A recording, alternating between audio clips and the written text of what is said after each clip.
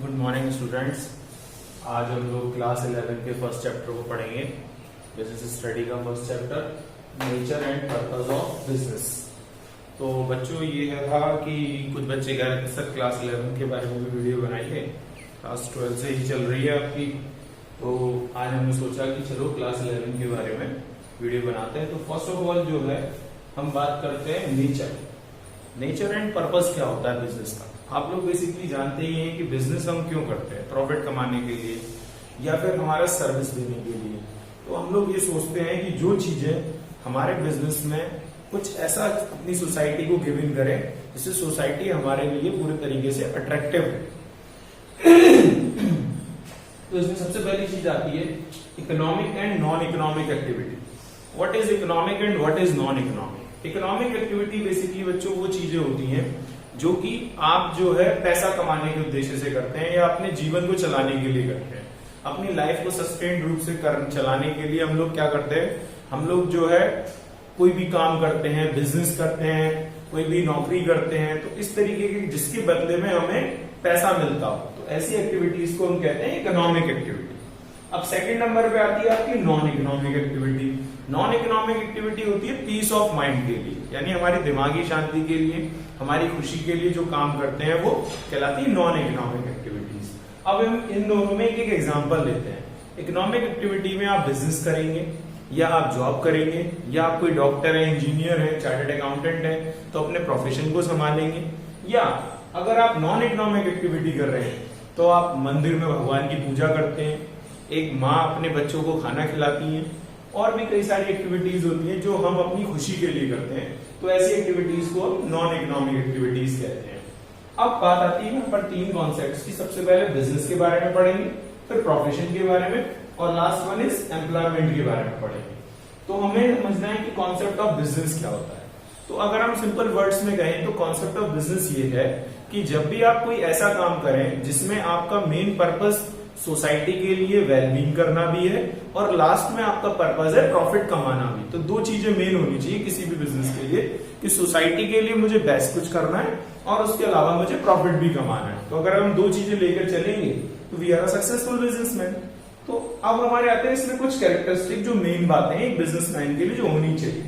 First one is economic activity. जो हम बात कर रहे थे ऊपर, वही बात यहाँ पर है कि बिजनेस जो है एक इकोनॉमिक एक्टिविटी होता है। अगर आप ये सोचे कि मैं फ्री में सारी चीजें गिव इन करूंगा तो आपका मोरल तो डाउन हो गई होगा। उसके अलावा आप बिजनेस करेंगे कहां से अगर आप सब कुछ डोनेशन में ही दे देंगे। तो बिजनेस एक economic activity, give and take का रूल है। आप मुझसे सर्विसेज लीजिए, मुझे फीस दीजिए, या आप मुझे कोई गुड्स दीजिए और मुझे पैसा दीजिए उसके रिटर्न में। Is called economic activity. Next one is production and procurement of goods and services. Production करना यानी कि सामान बनाना। तो सामान बनाने की एक्टिविटीज बेसिकली एक टेंजिबल आइटम है। उसके अलावा सर्विसेज जैसे ट्रांसपोर्टेशन हो गया, बैंकिंग हो गया, उस सेक्टर में जो भी हम काम करते हैं वो इंटेंजिबल है। बट सारी चीजें प्रोडक्शन की जाती है। क्या की जाती है? सारी चीजें प्रोडक्शन। तो प्रोडक्शन करना हमारे लिए इंपॉर्टेंट है। अब उसके बाद आता है प्रोक्योरमेंट। प्रोक्योरमेंट बेसिकली क्या होता है, जैसे कि माल हमारा एक जगह पर रहता है, सबसे पहले मैन्युफैक्चरर के बाद, उसके बाद जाता है होलसेलर के बाद, उसके बाद जाता है रिटेलर के बाद, फिर उसके बाद कस्टमर के बाद। तो ये पूरा प्रोसेस क्या कहलाता है? Procurement of goods and services. Third one is sale of exchange of goods and services. ये तो पक्का ही है कि हमारा सेल तो होना ही होना है। सेल करेंगे तो एक्सचेंज में हमें पैसा मिलेगा, या पहले की तरह बार्टर सिस्टम चलता था तो उसमें सामान के बदले सामान मिलता था। तो बट यहाँ पर ये जो पूरा सिस्टम है ये बिजनेस को बिलोंग करता है कि sale of exchange of goods and services. Fourth one dealing in goods and services on a regular basis. ये इंपॉर्टेंट बात है बच्चों। अब कोई चीज, कोई आदमी अपने आप को कहता है कि मैंने एक बार एक काम करा था मैं बिजनेसमैन हो गया, तो नहीं, ये गलतफहमी बिल्कुल निकाल दीजिए अपने मन से कि जब तक आप किसी भी गुड्स एंड सर्विसेज को रेगुलर बेसिस पर नहीं करते हैं तब तक वो चीज बिजनेस नहीं बन सकती। तो रेगुलर बेसिस पर किसी काम को करना बहुत जरूरी है। नेक्स्ट आता है आपका प्रॉफिट अर्निंग। ये तो हमारा इतनी देर से चल रहा है कि प्रॉफिट अर्न अगर हम नहीं करेंगे तो हमारा बिजनेस करने का पर्पस ही खत्म हो गया, हमारा मोटिव ही खत्म हो गया। तो profit earning is a most important topic. उसके बाद है next one is uncertainty of returns. वो बिजनेस ही क्या जिसमें अनसर्टेनिटी ना हो। तो बिजनेस का तो मेन फंडा ही क्या है? अनसर्टेनिटी। यानी चीजों में अनसर्टेनिटी रहती है बिजनेस के अंदर। हमारा इस साल प्रॉफिट बहुत ज्यादा भी हो सकता है और इस साल प्रॉफिट कम भी हो सकता है, because of natural calamities, because of government rule and regulation. Uncertainty क्यों आती है? कभी कोई सरकार कोई रूल चेंज कर देती है, वो रूल हमारे प्रॉफिट के लिए पॉजिटिव भी हो सकता है, हमारे बिजनेस के लिए, और नेगेटिव भी हो सकता है। तो अनसर्टेनिटी हमेशा बिजनेस में बनी रहती है, कॉम्पिटिटर्स आ जाते हैं। Next one is element of risk. Element of risk क्या है कि रिस्क का एलिमेंट, जैसे अनसर्टेनिटी है वैसे ही रिस्क है, क्योंकि विदाउट रिस्क आप बिजनेस नहीं कर सकते। मोर रिस्क मोर प्रॉफिट, ये फंडा आपको पहले से पता होगा। जितना ज्यादा आप बिजनेस में पैसा लगाएंगे उतना ज्यादा प्रॉफिट होने के चांसेस हैं।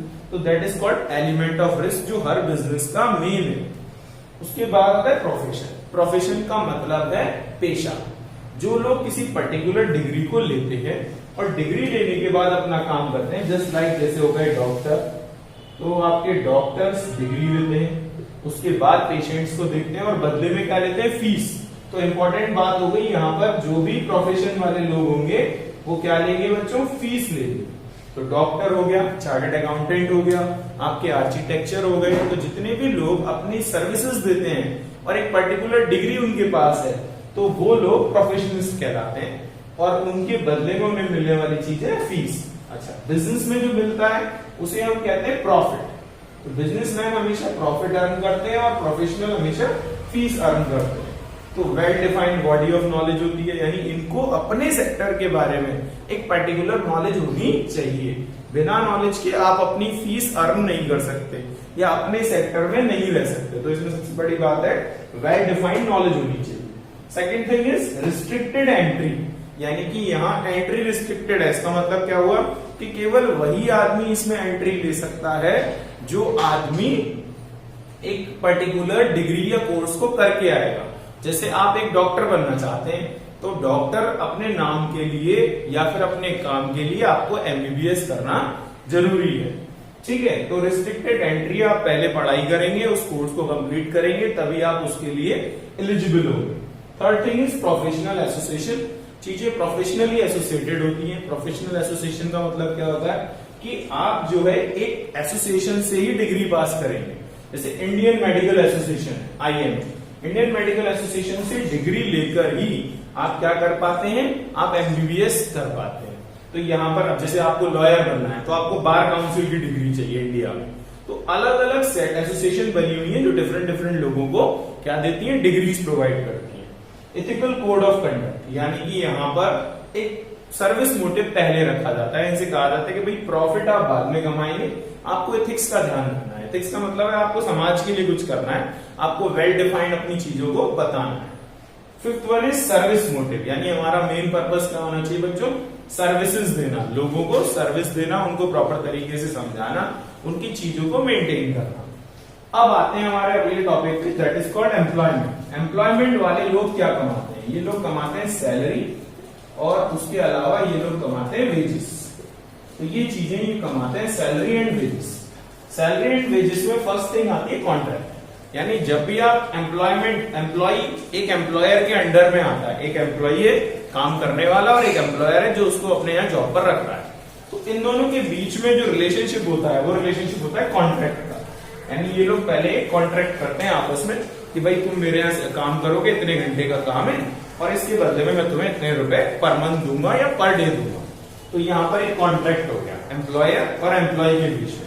Second thing is providing services. हमारे को क्या प्रोवाइड करनी है? सर्विसेज, यानी जैसा कि एम्प्लॉयर कहेगा वही सर्विसेज एम्प्लॉय को देनी पड़ेगी अपनी उस गिवन पीरियड ऑफ टाइम। तो सर्विसेज दे दो। अर्न रेम्यूनरेशन, बदले में मुझे क्या मिलेगा?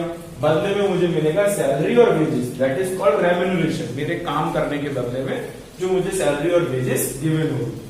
Fourth thing is no risk. आप जैसे कि रिस्क, इसमें हाई रिस्क था, बिजनेस में सबसे ज्यादा रिस्क होता है, प्रोफेशन में मॉडरेट रिस्क होता है, यानी कि रिस्क थोड़ा बहुत हो भी सकता है और नहीं भी हो सकता है, तो थोड़ा बहुत रिस्क इसमें चलता है, मॉडरेट रिस्क। और इसमें नो रिस्क, इसमें कोई रिस्क नहीं है, आप अपना काम करिए, मालिक के अंडर में जाइए, अपना काम करके आ जाइए, आपका कोई रिस्क नहीं है। नो इन्वेस्टमेंट, और इन्वेस्टमेंट भी नहीं है। हायर इन्वेस्टमेंट बिजनेस में था, प्रोफेशन में मॉडरेट इन्वेस्टमेंट था, बट एम्प्लॉयमेंट में कोई इन्वेस्टमेंट नहीं है।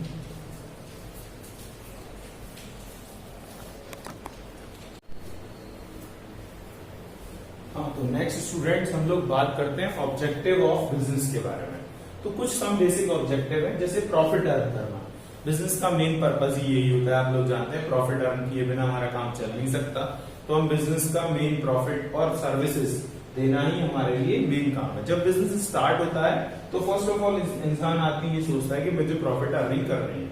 सेकेंडरी हमें सर्वाइवल करना होता है। सर्वाइवल यानी कि एटलीस्ट मेरे खर्चे जो है वो रिकवर हो जाए, उसे कहते हैं सर्वाइवल। जैसे मेरा रेंट का खर्चा है, उसके अलावा मेरे रेंट के अलावा आपका खर्चा होता है नेक्स्ट वन, अगर आप सोचे तो एम्प्लॉयमेंट की सैलरी है एम्प्लॉइज की, उसके अलावा इलेक्ट्रिसिटी का बिल है। तो ये सारी चीजें सर्वाइवल में चली जाती है।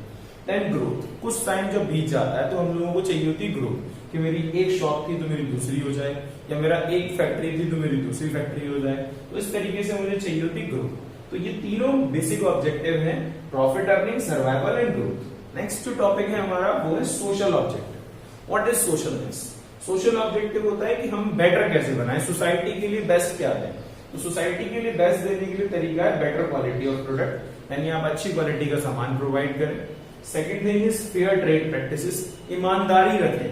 अगर आप कोई भी सर्विसेज कर रहे हैं तो मेन फंडा है कि आप ईमानदार रहें, फेयर ट्रेड करें, जिससे आप लॉन्ग टर्म रिलेशनशिप डेवलप कर पाए। अगर आप फेयर ट्रेड नहीं करते तो आप कभी भी लॉन्ग टर्म ट्रेड नहीं कर सकते। एम्प्लॉयमेंट जनरेशन, लोगों को जॉब्स प्रोवाइड करें, क्योंकि आसपास जितना भी इन्वायरमेंट है उस हिसाब से आपको जॉब प्रोवाइड करनी है। Third one is community services. आप अपने समाज के लिए, जिस भी कम्युनिटी को आप बिलोंग करते हैं, उस कम्युनिटी के लिए क्या कर रहे हैं, तो उस कम्युनिटी के लिए करना जरूरी है अपना काम। कम्युनिटी सर्विसेज जरूर दीजिए, वेलफेयर करिए अपनी कम्युनिटी के साथ मिलकर। प्रोटेक्शन ऑफ एनवायरनमेंट, कभी भी ऐसे गुड्स और सर्विसेज को प्रोक्योर मत करिए जो एनवायरनमेंट को प्रोटेक्ट ना करते हो। तो हमेशा आपका पर्पस होना चाहिए एनवायरनमेंट प्रोटेक्शन। ये सारी बातें हमारे लॉन्ग टर्म से रिलेटेड रहती हैं कि अगर हम लॉन्ग टर्म बिजनेस करना चाहते हैं तो मुझे ये पांचों बातें करनी है फॉलो। अब आता है रोल ऑफ प्रॉफिट। कहते हैं प्रॉफिट कमाना जरूरी है, कमाना जरूरी है, तो क्यों जरूरी है? प्रॉफिट का फर्स्ट रोल है इंसेंटिव, यानी कि एक मेंटली सेटिस्फेक्शन मिलता है कि अगर मैं काम कर रहा हूं तो मुझे क्या मिलना चाहिए, इंसेंटिव मिलना चाहिए, बदले में कुछ ना कुछ मिलना चाहिए। एक्सपेंशन, यानी मैं अपने बिजनेस को ग्रो करना चाहता हूं, तो मैं ग्रो जब ही कर सकता हूं जब मैं अपने बिजनेस को प्रॉफिट कमाऊंगा, ज्यादा से ज्यादा प्रॉफिट कमाऊंगा, एक्सपेंड करूंगा, अपनी एक ब्रांच से दूसरी ब्रांच डालूंगा। Third thing is indication of efficiency, यानी कि प्रॉफिट इस बात को शो करता है कि मेरी एफिशिएंसी फुल ऑफ यूटिलाइज हो रही है, मैं अपने बिजनेस को प्रॉपर तरीके से कर रहा हूं और मैं वो सब कुछ कर पा रहा हूं जो बाकी बड़े बिजनेसमैन भी कर रहे हैं। तो एफिशिएंसी को शो करता है। और reputation, last topic is reputation, यानी मुझे अगर ये बात का एहसास हो कि मैं बिजनेस में प्रॉफिट कमा रहा हूं तो लोगों को जब ये पता चलेगा तो मेरी रेपुटेशन बढ़ेगी, मेरा मार्केट में थोड़ी सी गुडविल आएगी, तो वो जो है रेपुटेशन को बिलोंग करता है। नेक्स्ट वन इज, जो अगला टॉपिक है वो है हमारा टाइप्स ऑफ इंडस्ट्री। ये भी हमारे नेचर एंड पर्पस में ही आता है, टाइप्स ऑफ इंडस्ट्री। इसमें दो टाइप्स होते हैं। First one is primary industries and second one is secondary industries. What is primary industry? Primary industry are extractive industry and genetic industry. Extractive industries क्या होती है बच्चों, जो बिलोंग करती है पूरी तरीके से नेचुरल रिसोर्सेज पे। अगर हमारा नेचर ही नहीं है तो एक्सट्रैक्टिव इंडस्ट्री नहीं चल सकती। तो आप जो है जो भी ऐसा काम करते हैं जो नेचर से रिलेटेड है, आप जो है गेहूं उत्पादन कर रहे हैं, आप कोई भी ऐसा काम कर रहे हैं जो जमीन से पेट्रोल रिफाइनिंग कर रहे हैं, वो सब कुछ किसमें आएगा, एक्सट्रैक्टिव इंडस्ट्री में। जेनेटिक इंडस्ट्री क्या करती है?